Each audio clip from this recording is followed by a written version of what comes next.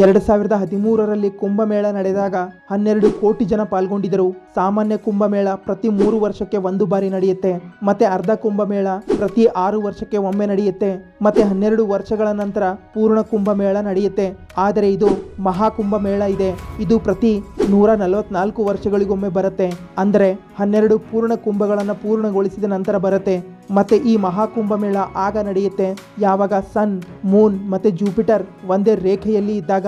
ಏಕೆಂದ್ರೆ ಒಂದು ನಂಬಿಕೆ ಇದೆ, ಇದೇ ಸಮಯದಲ್ಲಿ ಸ್ವರ್ಗದ ಬಾಗಿಲುಗಳು ತೆರೆದಿರುತ್ತೆ ಎಂದು.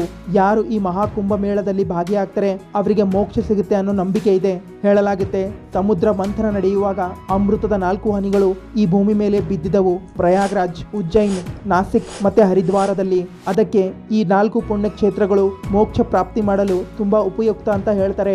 ಈ ಮಹಾಕುಂಭಮೇಳ ಈ ವರ್ಷ 2025 ಜನವರಿ 13ರಿಂದ ಫೆಬ್ರವರಿ 26ರವರೆಗೆ ಪ್ರಯಾಗ್ರಾಜ್ನಲ್ಲಿ ನಡೆಯಲಿದೆ. ಮತ್ತೆ ಇಲ್ಲಿ 3 ನದಿಗಳ ಸಂಗಮ ಆಗುತ್ತೆ, ಗಂಗಾ, ಯಮುನಾ ಮತ್ತೆ ಸರಸ್ವತಿ. ಗಂಗಾ ಯಮುನಾ ನದಿಗಳ ಸಂಗಮ ಅಂತೂ ನೋಡಬಹುದು, ಆದರೆ ಸರಸ್ವತಿ ನದಿ ಭೂಮಿ ಒಳಗಿನಿಂದ ಹರಿಯುತ್ತೆ ಅಂತ ಹೇಳಲಾಗುತ್ತೆ. ಇಂತಹದೇ ಫ್ಯಾಕ್ಟ್ ವಿಡಿಯೋ ನೋಡಲು ಚಾನಲ್ ಅನ್ನು ಸಬ್ಸ್ಕ್ರೈಬ್ ಮಾಡಿ, ಇನ್ಸ್ಟಾ ಪೇಜ್ ಅನ್ನು ಫಾಲೋ ಮಾಡಿ.